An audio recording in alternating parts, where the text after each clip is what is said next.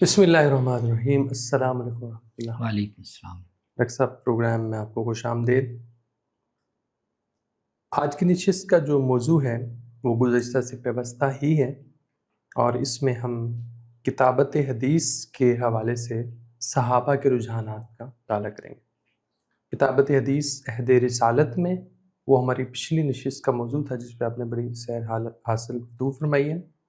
आज हमारा मौजू है कि सहाबा के यहाँ किताबत हदीस के हवाले से क्या रुझानात हैं। हम आसार का, रिवायात का मुताला करते हैं तो हमें दोनों तरह के रुझानात नज़र आते हैं, जैसे कि हमें नबी सल्लल्लाहु अलैहि वसल्लम की रिवायात में नज़र आए थे। क्या आप उसकी ममानियत भी फरमा रहे हैं और उसको दुरुस्त भी फरमा रहे हैं, इजाज़त भी दे रहे हैं। सहाबा के यहाँ ये दोनों रवैये हमें नज़र आते हैं। पहले मैं चाहूँगा कि आपके सामने वो रिवायात पेश करूँ जिसमें हमें किताबत हदीस से गुरेज का रवैया सहाबा के यहाँ नज़र आता है। सबसे पहला तो असर मेरे सामने है। सैयदा आयशा कहती हैं कि मेरे वालिद ग्रामी सिद्दीक़ अकबर रज़ियल्लाहु अन्हु ने 500 रिवायात का एक मजमुआ जमा कर रखा था, लेकिन वो बड़े बेचैन रहे उसके बारे में, और बिलाखिर उन्होंने उसको जला दिया। वो लिखा हुआ उनके पास था किताबत की शक्ल में, लेकिन उन्होंने उसको जला दिया। दूसरी एक रवायत हज़रत उमर रज़ियल्लाहु तआला अन्हु के बारे में आती है, और ये खुलफ़ाए राशिदीन के हवाले से इनका ज़िक्र है कि इन्होंने लोगों से मशवरा किया कि नबी वसल्लम की सुनन को लिख लिया जाए किताबी शक्ल में। लोगों से मशवरा किया और लोगों ने आम तौर पे इसी की राय दी कि इसको वाक़ई लिख लिया जाए किताबत की शक्ल में। हज़रत उमर रज़ियल्लाहु तआला अन्हु 1 माह तक इस पे गौर व ख़ौज़ करते रहे और अल्लाह से इसकी दुआ भी करते रहे, लेकिन उसके बाद फिर उन्होंने इस पे अमल नहीं किया, बल्कि उन्होंने कहा कि नहीं, मुझे ऐसे इस बात का डर है, ख़दशा भी ज़ाहिर किया कि लोग जो है वो इसी की तरफ झुक जाएंगे और किताबुल्लाह जो है वो महवर व मरकज़ जो बननी चाहिए वो नहीं बन सकेगी, तो लोग इसी की तरफ मुतवज्जे हो जाएंगे। इसलिए उन्होंने इस बात पर अमल नहीं करवाया, इसे प्रैक्टिकली किताबत नहीं करवाई। बड़े सहाबा भी हैं और खुलफ़ाए राशिदीन में भी इनका नाम है, तो उनके यहाँ हमें ये गुरेज का पहलू क्यों नज़र आ रहा है किताबत के हवाले से? जी, इस गुफ्तगू में एक तो ये वज़ाहत हमारे सामने होनी चाहिए कि किताबत से गुरेज़ का मतलब इन वाक़यात में भी और भी जो वाक़यात आप बयान करेंगे उनमें बुनियादी तौर पर क्या है। तो यहाँ पर भी ये समझना चाहिए कि किताबत हदीस का मतलब ये नहीं है, या उससे गुरेज़ का जो मफ़हूम है वो ये नहीं है कि बवक़्त ज़रूरत किसी हदीस को किसी जगह लिख लेना या लिख कर किसी को भेज देना, इससे भी वो गुरेज़ कर रहे हैं या इसको भी दुरुस्त नहीं समझ रहे। ठीक है। तो वो एक बिल्कुल अलग चीज़ है। सही। यानी किसी को हदीस के बारे में मुत्तले करने के लिए वो हदीस लिख के उसको भेज देना, क्योंकि आपकी बराह रास्त बिलमुशाफ़ा मुलाकात नहीं है। सही, सही। तो इसमें तो आपको सहाबा में कोई अच्छा, गुरेज़ दिखाई नहीं देता, नहीं देता। किसी में भी। ठीक है, बिल्कुल सही। इत्तला देने के लिए या हुँ, हदीस का ख़बर देने के लिए हदीस लिख के भेज देना, या कहना कि मुझे ये फ़लाँ रिवायत लिख के भेज दें, तो इसके हुँ, मौज़ूनियत में या इसके मुनासिब होने में आपको कोई बहस दिखाई नहीं देती। बिल्कुल ठीक है, सही। वो दर्जनों वाक़यात मिल जाएंगे हुँ, हुँ, कि एक साहबी को पता चला वो शाम में हैं या कूफा में हैं कि ये रिवायत फ़लाँ साहबी ने बयान की है, उन तक बिलवास्ता पहुँची है। हुँ, हुँ, तो वो उनको ख़त लिख रहे हैं कि जी आप फ़लाँ हदीस आप मुझे, लिख जैसे कर आप भेज। मुझे लिख के भेज दें। ठीक, ठीक, ठीक। सही, सही। तो किताबत हदीस यानी हदीस को लिखने का या उससे गुरेज़ का ये बिल्कुल मतलब नहीं है हुँ, हुँ, कि किसी ज़रूरत के तहत या इब्लाग़ के लिए या बात पहुँचाने के लिए या अपनी याददाश्त के लिए ही लिख लेना, हुँ, हुँ, इसमें ठीक, भी उनको कोई तरद्दुद बिल्कुल है, ठीक ऐसा है। नहीं है। सही, सही। जो भी वाक़यात आपको गुरेज़ के दिखाई देते हैं, ان میں آپ کو نوعیت یہی دکھائی دے گی کہ احادیث کا کوئی مجموعہ بنانے کا عمل ہونا چاہیے کہ نہیں ہونا چاہیے۔ بالکل ٹھیک، بالکل ٹھیک۔ اب جو دو واقعات آپ نے بیان کیے ہیں، اب ایک تو ان کی نوعیت جو ہے نا، وہ اگر یہ دونوں بزرگ سیدنا ابوبکر یا سیدنا عمر کوئی ایک مجموعہ مرتب کرواتے تو یہ دونوں حضرات خلفاء ہیں۔ بالکل ٹھیک ہے۔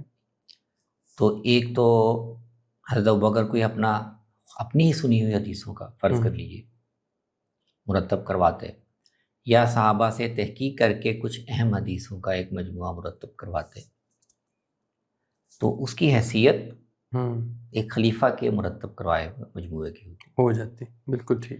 یہ معاملہ سیدنا عمر کا بھی ہے۔ تو اس کا مطلب یہ ہے کہ ان دو واقعات میں تو جس وجہ سے گریز کیا حضرت ابوبکر نے اور حضرت عمر نے، وہ یہ تھا کہ کیا ہم احادیث کا یا سنن کا ایک ایسا مجموعہ جس کو پھر ایک مسلمانوں میں ایک اتفاقی اور اجماعی حیثیت حاصل ہو، اور وہ پھر ایک طرح کا امت کا متفقہ یا ایک آفیشل مجموعہ ہو۔ ٹھیک ہے۔ تو یہ ان دونوں واقعات میں تو گریز کی بڑی وجہ یہ سامنے واضح ہے۔ بالکل ٹھیک۔ البتہ حضرت ابوبکر کا جو واقعہ ہے نا، اس کے بارے میں ہمیں یہ معلوم ہونا چاہیے کہ وہ سنداً کوئی بہت مضبوط نہیں ہے۔ ٹھیک ہے۔ محدثین نے نشاندہی کی ہوئی ہے کہ وہ واقعہ بیان تو ہوا ہے بعض ماخذ میں، ٹھیک ہے، لیکن اس کی سند بہت ہی مخدوش ہے، اس میں مجروح راوی ہیں۔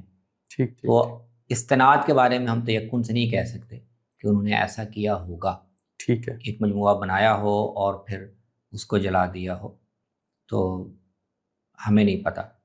لیکن اگر انہوں نے ایسا کیا ہو تو وہ قابل فہم ہے۔ بالکل ٹھیک ہے۔ اگر ایک وقت میں خیال ہوا ہو کہ میں جو باتیں میں نے سنی ہوئی ہیں اور وہ اہم ہیں، ان کا ایک انتخاب میں جمع کر دوں تاکہ وہ محفوظ ہو جائے، اور پھر یہ خیال ہوا ہو کہ یہ نہیں ہونا چاہیے، تو یہ قابل فہم ہے۔ بالکل ٹھیک۔ اس لیے کہ وہ پھر ایک وہی صورتحال پیدا ہو جاتی جس سے نبی صلی اللہ علیہ وسلم بھی اور صحابہ بھی گریز کرنا چاہ رہے تھے کہ قرآن جیسا کوئی ایک صحیفہ جس کو لوگوں میں ویسے ہی تداول ہو، ویسے ہی وہ ان کا مرکز توجہ بن جائے، یہ نہیں ہونا چاہیے۔ بالکل ٹھیک۔ حضرت عمر رضی اللہ عنہ کا جو واقعہ ہے، اس میں یہ پہلو تو ہے ہی، وہ آپ نے جو بیان کیا، ان کو بھی گریز کی وجہ یہی ہے کہ قرآن کی جیسا ایک مجموعہ پھر لوگ اس سے مشغول ہو جائیں، قرآن کو چھوڑ دیں، تو بڑا کنسرن تو ان کا یہی ہے۔ بالکل صحیح۔ لیکن اس میں ایک دو اور پہلو بھی قابل توجہ ہے۔ اچھا۔ ایک تو یہ کہ یہ احادیث کا جس مفہوم میں ہم کہتے ہیں نا، یہ احادیث کا مجموعہ بنانے کی بات نہیں تھی۔ اچھا اچھا، بالکل وہ ٹھیک۔ سنن کی بات کر رہے ہیں۔ صحیح، لفظ بھی موجود ہے روایت کے اندر۔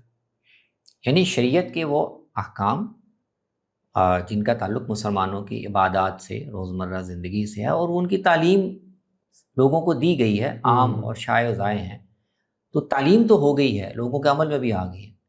تو سوال یہ تھا کہ کیا ان کو کسی ایک مجموعے کی صورت میں انہی سنن کو لکھ بھی لیا جائے؟ ٹھیک ہو گیا، ٹھیک ہو گیا۔ تو اس پر بھی وہ آمادہ نہیں ہوئے۔ اگرچہ لوگوں نے مشورہ دیا کہ وہ لکھ لی جائیں تاکہ وہ بھی ایک طرح سے ڈاکیومنٹ ہو جائیں، تو اس کو انہوں نے پسند نہیں کیا۔ یہ احادیث کا مجموعہ بنانے کی بات نہیں تھی، اس لیے کہ آگے ہم دیکھیں گے کہ احادیث کے متعلق تو ان کا رجحان بالکل مختلف تھا۔ بالکل ٹھیک۔ وہ بہت سخت تھے اور اس کو بہت ہی محدود رکھنے اور اس میں بہت ہی زیادہ احتیاط کے قائل تھے۔ تو مجموعہ احادیث تو ان کے بالکل پیش نظر ہی نہیں تھا، سنن ہی پیش نظر تھی، اور اس سے بھی انہوں نے اس پہلو سے گریز کیا کہ وہ قرآن کے مثل یا قرآن کے پیرالل ایک اور صحیفہ امت کے تداول میں نہ آ جائے۔ بالکل ٹھیک ہے۔ ابو نضرہ کہتے ہیں کہ ابو سعید خدری سے کہا گیا کہ آپ جو حدیثیں بیان کرتے ہیں ہم اس کو لکھ لیا کریں، تو انہوں نے کہا کہ نہیں، اور بلکہ انہوں نے کہا کہ تم اسے قرآن بنانا چاہ رہے ہو تو بلکہ اس کو ایسے ہی زبانی یاد کرو اچھے سے، اور اس کو ایسے ہی آگے بیان کر دو، یعنی وہ بھی جیسے ہم نے یاد رکھی ہیں تم بھی ویسے یاد رکھو، ویسے یاد کرو، وہ بھی لکھنے سے گریز۔ ہاں، تو اب اس سے ایک تو ہمیں یہ سمجھ میں آتا ہے کہ حضرت ابو سعید خدری کی جو پچھلی نشست میں ہم نے روایت پڑھی، نبی صلی اللہ علیہ وسلم نے منع کیا کہ قرآن کے علاوہ اور کچھ نہ لکھو، بالکل ٹھیک ہے، تو اس کے بارے میں یہ جو توجیہ عام طور پر کی جاتی ہے کہ وہ نبی صلی اللہ علیہ وسلم نے بات وہ منسوخ ہو گیا، ہوں پہلے دور کی بات ہے، بعد میں آپ نے اس کو ممانعت کو ختم کر دیا۔ تو ابو سعید خدری اس پہلو سے نہیں دیکھ رہے، جی جی بالکل، وہ تو بعد میں بھی صحیح۔ اور جو وجہ وہ بیان کر رہے ہیں اس سے وہ سمجھ میں آ رہا ہے کہ بالکل وہ صحیح۔ بھی اس ممانعت کو اس پہلو سے نہیں دیکھ رہے کہ وہ کوئی ابتدائی بات ہے، یا یہ کہ قرآن اور غیر قرآن میں خلط ملط ہو جانے کا کوئی خدشہ ہے۔ یہ بنیادی مسئلہ ان کے سامنے بھی یہی ہے ٹھیک ہے۔ کہ قرآن تو حضور لکھوا کے اور یاد کروا کے دے گئے ہیں، اور ایک صحیفے کے طور پر دے گئے ہیں کہ یہ مرکز رہے امت کا۔ اس کے ساتھ کوئی اور صحیفہ، چاہے وہ رسول اللہ صلی اللہ علیہ وسلم کی باتوں پر ہی مشتمل ہو، یہ ہمیں ایک نوشتے کی صورت میں نہیں دینا چاہیے۔ بالکل ٹھیک، بالکل صحیح۔ تو ان کا رجحان بعد میں بھی یہی ہے۔ حضرت ابو ہریرہ رضی اللہ تعالیٰ عنہ کے بارے میں آتا ہے کہ مروان بن حکم نے مدینے میں ان کو بلایا، اور ان سے انہوں نے بھی چاہا کہ وہ جو روایتیں بیان کرتے ہیں ان کو بڑے راوی تھے حضرت لکھ لیں، جی، تو انہوں نے بھی انکار کیا، اور انہوں نے کہا کہ آپ بھی ایسے ہی روایت کریں جیسے ہم روایت کرتے ہیں۔ جی، انہوں نے بھی آمادگی ظاہر نہیں کی، گریز کیا۔ تو یہ دونوں واقعات میں آپ کو اس سے ایک خاص پہلو واضح ہو رہا ہے کہ یہ حضرات یہ چاہ رہے ہیں کہ رسول اللہ صلی اللہ علیہ وسلم کی باتیں آگے بیان تو کی جائیں، لوگ سنیں، ان سے سیکھیں، لیکن ان کے سیکھنے اور ان کے انتقال کا عمل ایسے ہی ہو جیسے ہم نے کیا۔ بالکل ٹھیک، جیسے ہم نے یاد کیا تم بھی یاد کرو۔ حضرت ابو ہریرہ کہہ رہے ہیں جیسے ہم نے روایت کیا تم بھی آگے ان کو سن کے روایت کرو۔ بالکل ٹھیک۔ تو قرآن کی جیسا صحیفہ بننے کا پہلو اپنی جگہ، لیکن ان سے محدثین ایک اور پہلو بھی اخذ کرتے ہیں۔ اچھا، کہ یہ حضرات یہ چاہ رہے ہیں کہ حدیثوں کے بارے میں لوگوں کے اندر وہ شوق اور وہ محنت اور ان کو حاصل کرنے میں اور ان کو محفوظ کرنے میں وہ ریاضت، امت اس طرح سے اس کو اس قیمتی ذخیرے کو حاصل کرے اور منتقل کرے۔ بالکل صحیح۔ وہ لکھ لینے سے تو پھر اس کی وقت جی جی جی کم ہو جائے گی، یعنی یہ پہلو بھی ان کے سامنے، غفلت یا بے پرواہی بھی پیدا اس کو ہو سکتی ہے۔ اتقال سے بیان لکھ لیا تو پھر اس کی اہمیت ختم ہو گیا، یہ تو ہمارے پاس ہے۔ جی جی جی بالکل، جبکہ ہم جس طرح روایت کر رہے ہیں، بیان کر رہے ہیں، یاد بھی کر رہے ہیں، تو اس طرح لوگ اس کو سیکھنے میں، اس کو حاصل کرنے میں، تاکہ اس کی وقت بھی قائم رہے، بالکل صحیح، اور اس میں یادداشت اور حافظے کا عمل بھی ایک رہے، لکھے ہوئے پر انحصار نہ ہو جائے، اور وہ صورت بھی پیدا نہ ہو کہ قرآن کے ساتھ ساتھ کچھ اور صحیفے بھی امت میں رائج ہو گئے۔ بالکل صحیح۔ حضرت ابو ہریرہ سے ایک روایت ہے، وہ کہتے ہیں کہ ہم نے نہ تو ہمیں لکھوایا گیا اور نہ ہم لکھوائیں گے، یعنی نبی صلی اللہ علیہ وسلم نے بھی ایسے کیا تو ہم بھی آگے ایسے ہی کریں گے۔ اسی طرح عبداللہ بن مسعود رضی اللہ تعالیٰ عنہ کے بارے میں آتا ہے کہ ان کے سامنے بھی ایک صحیفہ لایا گیا جس میں احادیث تھیں، تو انہوں نے پانی منگوایا اور اس کو دھو ڈالا، اور پھر آپ نے اس کو جلانے کا حکم بھی دے دیا۔ عبداللہ بن مسعود رضی اللہ تعالیٰ عنہ کے ہاں بھی یہی رویہ ہمیں گریز کا نظر آتا ہے۔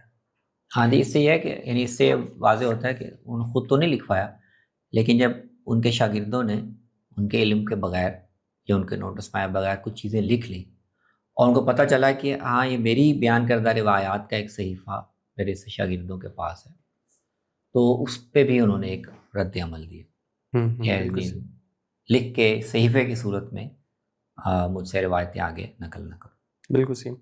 ابو بردہ جو ہیں حضرت ابو موسیٰ اشعری کے بیٹے ہیں، اور انہوں نے کہا، حضرت ابو موسیٰ نے انہیں کہا کہ مجھے ایسے لگتا ہے کہ تم نے میری احادیث کو لکھ لیا ہے، تو کیا تم میری حدیثیں لکھتے ہو؟ انہوں نے کہا ہاں میں لکھتا ہوں۔ تو آپ نے فرمایا کہ وہ لے کر آؤ۔ وہ کہتے کہ میں لے کر آیا، انہوں نے اس کو دیکھا اور پھر اس کو مٹا دیا، اور کہا کہ میرے بیٹے جیسے ہم نے یاد کیا ہے ایسے ہی تم بھی یاد کرو۔ اسی طرح خطیب بغدادی جو ہے، انہوں نے اپنی کتاب تقیید العلم جو ہے اس میں تو 6-7 صحابہ کی لسٹ فراہم کی ہے جو گریز کا رویہ، جن کے ہاں یہ گریز کا رجحان نمایاں طور پر پایا جاتا ہے۔ وہ حدیث ابو لکھنے یا سعید خدری لکھوانے ہیں، کو پسند نہیں کرتے۔ عبداللہ بن مسعود ہیں، ابو موسیٰ اشعری ہیں، حضرت ابو ہریرہ ہیں، عبداللہ بن عباس ہیں، عبداللہ بن عمر ہے۔ تو یہ تو ہم نے دیکھا وہ صحابہ اور ان کا گریز کا پہلو ہے جو روایات کو کتابت ان کی پسند نہیں کر رہے اور ان کو ایسی چاہ رہے ہیں کہ زبانی ہی سنا جائے، یاد کیا جائے اور آگے منتقل کیا جائے۔ گریز کی رویے کے حوالے سے ایک دو سوال میرے ذہن میں ہے۔ ایک سوال تو یہ ہے کہ یہ جو مٹا دینے کا اکثر جگہوں پہ لفظ آیا ہے، صحابہ نے مٹا دیا، یا نبی وسلم کے الفاظ بھی ہیں مٹا دو، مٹا دو، تو اس پہ ڈاکٹر محمود احمد غازی اپنے معاذات حدیث میں ایک جگہ ذکر کرتے ہیں کہ اس سے صاف لگ رہا ہے مٹانے کا مطلب بڑا اہم ہے کہ کہیں قرآن کے متن کے ساتھ جیسے حاشیہ ہوتا ہے، ایسے انہوں نے صحابہ نے شاید وہ روایت لکھ دی ہے، اس کی وضاحت میں آیت کی ہے کسی بھی حوالے سے، تو مٹانے کا مطلب ہے کہ وہاں سے وہ مٹا دو، الگ سے صفحے پہ قرآن لکھا کے مٹانا۔ ساتھ لکھنے سے وہ اجتناب کر رہے ہیں۔ تو یہ استدلال آپ کیا یہ سمجھیں؟ ٹھیک نہیں لگتا، اچھا، اس لیے کہ ایک تو روایات سے بھی یہ نہیں لگ رہا، صحیح، روایات میں بھی مختلف واقعات ہیں، مختلف روایات ہیں، ان میں کہیں اس کا قرینہ نہیں ہے ٹھیک ہے، کہ یہ قرآن کے ساتھ لکھا ہوا کچھ مٹانے کی بات، صحیح، ایسا نہیں ہے۔ اور دوسری بات یہ ہے کہ قرآن کے ساتھ صحابہ یا ان کے شاگرد لکھ لیتے ہوں گے، یہ بات ویسے ہی بڑی بعید لگتی ہے۔ اچھا، بالکل ٹھیک، قرآن کے ساتھ وہ کیوں لکھیں گے؟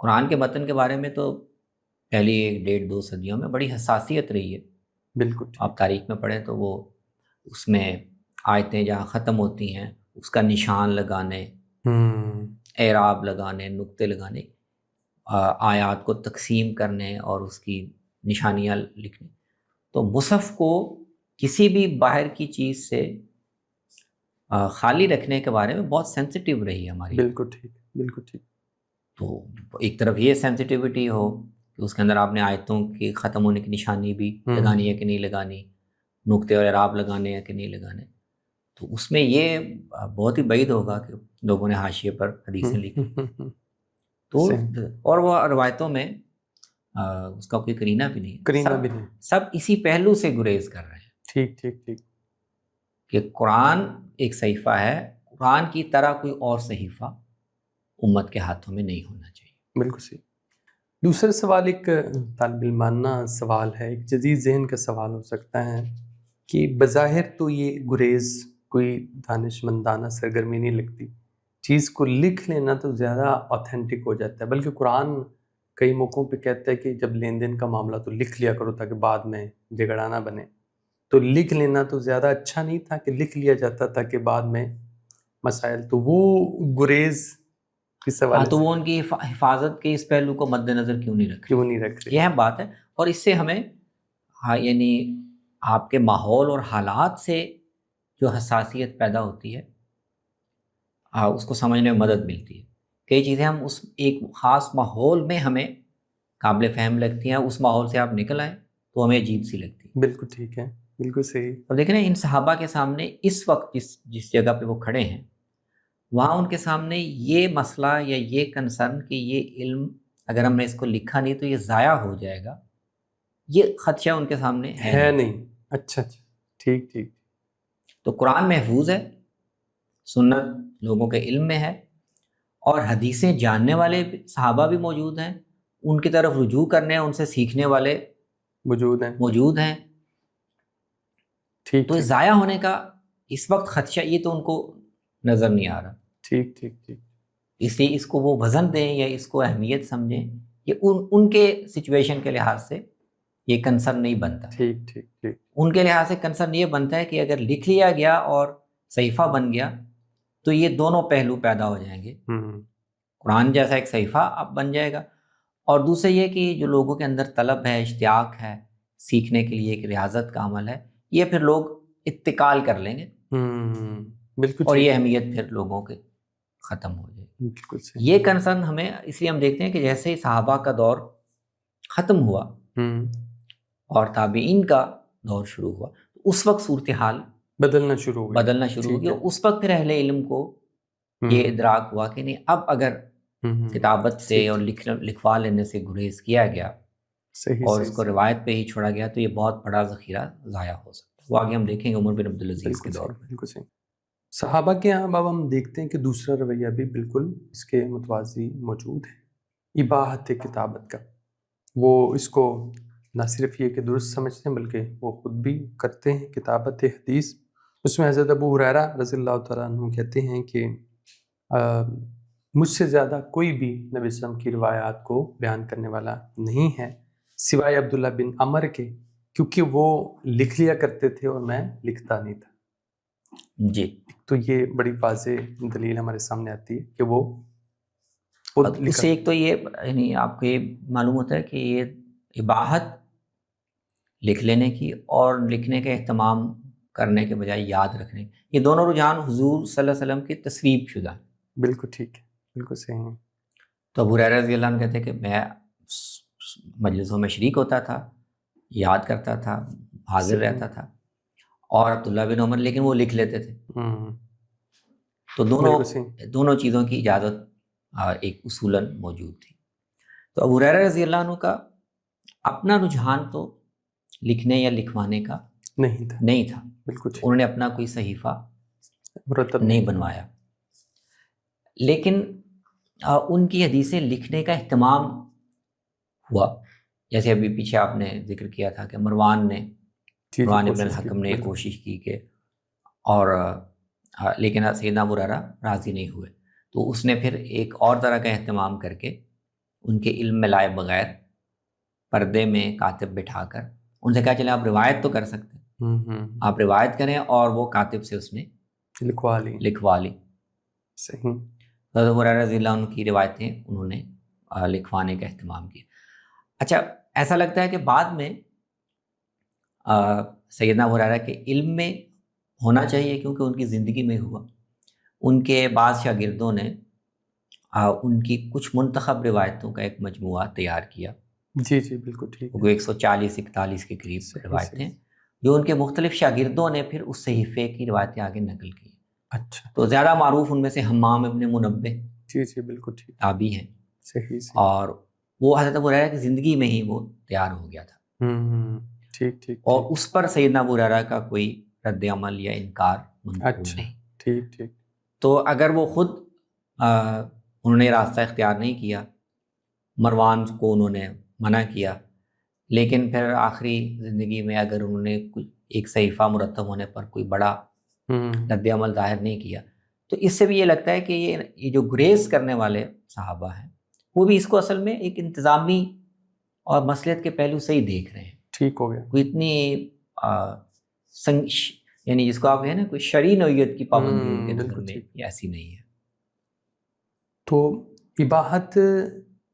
اباحت کتابت جو ابھی آپ نے ذکر فرمایا حضرت ابو ہریرہ کے حوالے سے، کہ یہ رویہ بھی ہمیں ملتا ہے کہ صحابہ جو ہے وہ خاص طور پہ کچھ صحابہ ہیں جن کے صحائف بھی موجود ہیں، کچھ نے تو نبی صلی اللہ علیہ وسلم کی حیات میں ہی مرتب کر لیا، لیکن کچھ ہیں جنہوں نے بعد میں مرتب کیا۔ تو صحابہ کے صحائف بھی ہمیں تاریخ میں ملتے ہیں، جیسے صحیفہ علی بن ابی طالب رضی اللہ تعالیٰ جی، ان سے بلکہ پوچھا بھی کیا کہ آپ کے پاس کتاب اللہ کے علاوہ بھی کچھ ہے؟ تو انہوں نے کہا کہ کتاب اللہ کے علاوہ تو کچھ نہیں، ایک تو یہ کہ خدا کتاب کی سمجھ دے وہ اللہ نے ہمیں عطا کی ہے، اور ایک صحیفہ ہے جس کے اندر جو ہے وہ کچھ احکام منقول ہے۔ تو وہ صحیفہ اس کو کہہ دیتے وہ اصل میں ایک ورق تھا۔ اچھا، ٹھیک ہے۔ یعنی صحیفہ ایسا نہیں کہ وہ کتاب یا کوئی کتابچہ تھا، وہ ایک ورق تھا جو انہوں نے طے کر کے اپنی تلوار کے نیام میں رکھا ہوا تھا، اور وہ لوگوں کو اہم موقع پر وہ نکال کے پڑھ کے سنا دیتے کہ یہ چیزیں اس میں لکھی ہوئی ہیں۔ اس میں فکاک الاسیر کا ذکر ہے، مسلمان کو کافر کے قصاص میں قتل نہیں کیا جائے گا، حرم کے جو بعض احکام ہیں وہ، تو اس طرح کی ہیں وہ 6-7 اہم ہدایات تھیں جو انہوں نے اپنی یادداشت کے لیے لکھ کے رکھی ہوئی تھی۔ اس کا مطلب یہ ہے کہ اہم ہدایات کو اپنی یادداشت کے لیے لکھ کے اپنے پاس محفوظ کرنا اور اس کی مدد سے لوگوں کو بیان کرنا بھی ایک رجحان یار ہے، اور نبی صلی اللہ علیہ وسلم کی زندگی میں انہوں نے لکھ لی تھی۔ بالکل صحیح۔ عمر بن حزم کا تو ہم نے تفصیلی وہ تو آپ نے خود ایک طرح سے لکھوا دیا تھا، اس میں عبداللہ ابن عمر کا ذکر آیا۔ جی، ان کا صحیفہ جو ہے ان کا تو باقاعدہ صحیفہ تھا۔ جی، یعنی صحابہ نبی صلی اللہ علیہ وسلم کی زندگی میں ایک ہی صحابی ہیں جنہوں نے حضور کی موجودگی میں آپ کی اجازت سے پورا ایک صحیفہ مرتب کیا. مرتب کیا. وہ پورا ایک مجموعہ تھا اور وہ ان کے پاس تھا. بالکل صحیح. اور وہ بعد میں اس کا نام انہوں نے رکھا ہوا تھا الصادقہ. الصادق. اچھا. اور وہ کہتے تھے کہ میری زندگی میں یہ دو، ایک یہ اور ایک جگہ ان کو جاگیر ملی تھی. جی جی. یہ میری زندگی کی قیمتی ترین متاع ہے. آپ کسی کو چھونے نہیں دیتے تھے. مجاہد کہتے ہیں کہ میں پکڑنے لگا تو انہوں نے کہا کہ بھائی چھوڑ دو، تو میں نے کہا کہ آپ تو مجھے کوئی چیز منع نہیں کرتے. تو تب انہوں نے کہا کہ یہ تو مجھے عزیز از جان ہے یہ صحیفہ. تو وہ صادقہ کہتے تھے کہ میں نے اس کی ہر حدیث نبی صلی اللہ علیہ وسلم سے خود سن کے اس میں. اچھا. اور زبانی بھی روایت بیان کرتے تھے، اور جب کسی موقع پہ روایت کی اہمیت یا اس کے استناد واضح کرنا ہوتا تو وہ صحیفہ منگوا کے اس میں سے پڑھ کے سناتے تھے کہ یہ میں نے خود حضور سے سن کر لکھا تھا اور میں اس پہ تمہیں پڑھ کے سنا رہا ہوں. تو صحیفہ صادقہ ہے. بالکل ٹھیک. وہ صحیفہ آگے تاریخ میں اس کی روایات تو ظاہر ہے ان کے بہت سے شاگردوں نے نقل کی ہیں. بالکل ٹھیک. لیکن وہ صحیفہ آگے کیسے منتقل ہوا اس میں کافی بحث ہے محدثین کا نا. ان کے پوتے تھے عمرو ابن شعیب. جی جی، ان پہ بحث. تو یہ کہا جاتا ہے کہ ان کے پاس یہ صحیفہ پہنچا تھا اور وہ پھر اس سے روایت بیان کیا کرتے تھے. تو لیکن ایک صحیفہ موجود تھا. ٹھیک ہے. اور جس کو وہ استعمال کرتے تھے. اسی طرح صحیفہ جابر بن عبداللہ بھی تھا. یہ جابر بن عبداللہ انصاری صحابی تھے، اور ان سے خاص طور پہ حجۃ الوداع کے جو سفر کی تفصیلی روایت ہے اچھا اچھا اچھا. وہ منقول ہے بہت سے حضرات سے. تو ان کی روایات کا بھی ایک مجموعہ یہ ذکر ملتا ہے کہ ان کے ایک شاگرد نے سلیمان یشکری. اچھا. خود انہوں نے مرتب نہیں کیا، املا نہیں کروایا تھا، لیکن ان کے ایک شاگرد نے مرتب کیا تھا اور بظاہر ان کے علم میں تھا. تو اس صحیفے کی روایات بھی حدیث کی کتابوں میں ہمیں نقل. بالکل صحیح. اسی طرح صحیفہ سمرہ بن جندب ہے. سمرہ بن جندب رضی اللہ ان کی نوعیت یہ تھی کہ انہوں نے اپنے بچوں کے لیے، اچھا ٹھیک، یعنی اپنی اولاد کے لیے ایک خط کی صورت میں یا ایک تحریر کی صورت میں جو اہم حدیثیں، اہم ہدایات انہوں نے نبی صلی اللہ علیہ وسلم سے سنی ہوئی تھی. تو جیسے آدمی اپنی اولاد کو زبانی نصیحت کرتا ہے یا کچھ حدیثیں سنا دیتا ہے، تو انہوں نے کچھ اہم حدیثیں لکھوا کر اپنے بچوں کے لیے دے دی تھی، اور وہ اس کا متن یا اس کے اجزاء بھی حدیث کی کتابوں میں منقول ہے. نہایت خوبصورت گفتگو آپ نے فرمائی ہے. صحابہ کے ہاں کتابت حدیث سے گریز اور پھر اس کی اباحت کے دونوں رویے پائے گئے، اور اس کی کیا وجوہات تھیں، اور پھر صحابہ کے ہاں کچھ صحائف بھی ہمیں نظر آتے ہیں. بڑی عمدہ گفتگو رہی ہے. آپ سے دوبارہ ملاقات ہوگی انشاءاللہ. السلام علیکم. وعلیکم السلام.